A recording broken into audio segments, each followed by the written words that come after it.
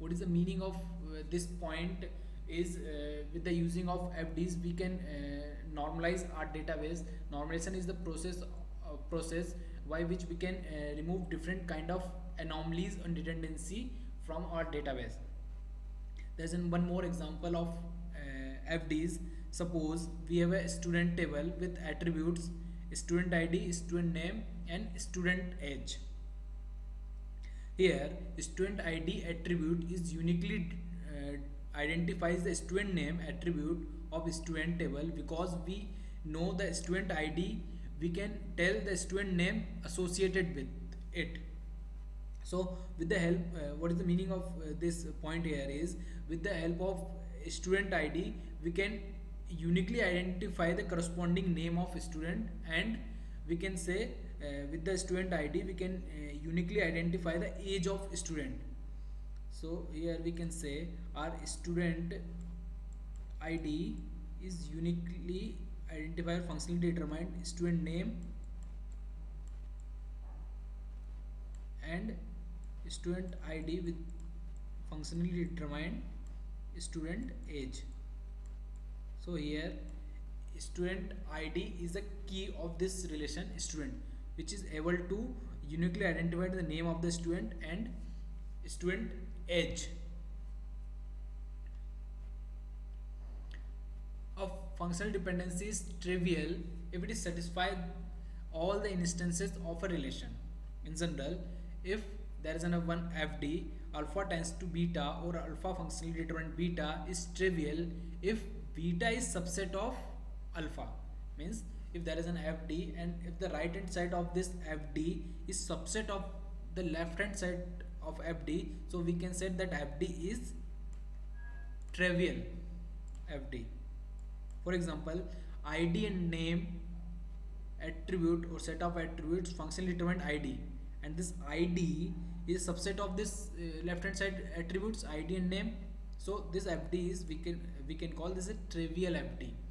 Or in this FD, name is functionally determined name and name is also the subset of this name. So we can say this FD is trivial FD when right hand side of the FD is subset of the left hand side of FD, so that FD is called trivial. Properties of functional dependency. There are 6 property of functional dependency. The most important properties are Armstrong axioms, we call Armstrong axioms, which are used in database normalization. The first property of FD is reflexibility rule.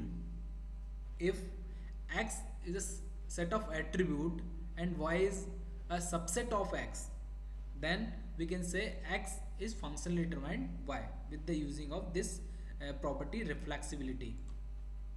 If there is an X set of attributes, suppose there is an X, there is a sub attributes A, B, C and D. If there is an this set of attribute X, there is a 4 attribute A, B, C, D, and there is an Y is a set of attribute contains, suppose that B and D. So we can say this attribute set of attributes has two attribute B and D, which is the subset of this X. So we can determine or BD using X. So X is functionally determined Y. If X is a set of attribute and Y is the subset of that attribute X, then with the using of this first property reflexivity, we can call X functionally determined Y. The second property of FDs is augmentation rule. If there there is no then, if X functionally determined Y holds and W is a set of attributes in that relation R, then we can say WX also functionally determined WY holds. Where there is one FD in your relation R, X functionally determined Y, and there is several attributes or set of attributes W, so we can multiply this W both the side of FD, so this is also FD's hold. So this is the augmentation rule of functional dependency. The third rule of FD is transitivity rule. If x function determined y and y function determined z hold in your relation R, there's two FD, x function determined y and y is function determined z, then x will also uniquely functionally determined z hold with the using of this transitivity rule. The fourth property of FD is union. If in your relation, if there is two FD, x functionally determined y and x functionally determined z, then x uniquely functionally determined y and z as well. Means there is an x here, x functionally determined y, here x functionally determined z. We can combine this two FDs in a single FD, x functionally determined yz. The fifth rules of this FD is decomposition, which is opposite of union. If x functionally determined yz, so we can break this FD into two FDs, x functionally determined y and f functionally determined z. This is the opposite of this union rule of FD. Last rule of FD is pseudo transitivity. If in your relation there is two FDs, x functionally determined y and wy functionally determined z, then it will hold x w functionally determined z. Here we are combining x and w and removing y and determining this z, x w functionally determining z.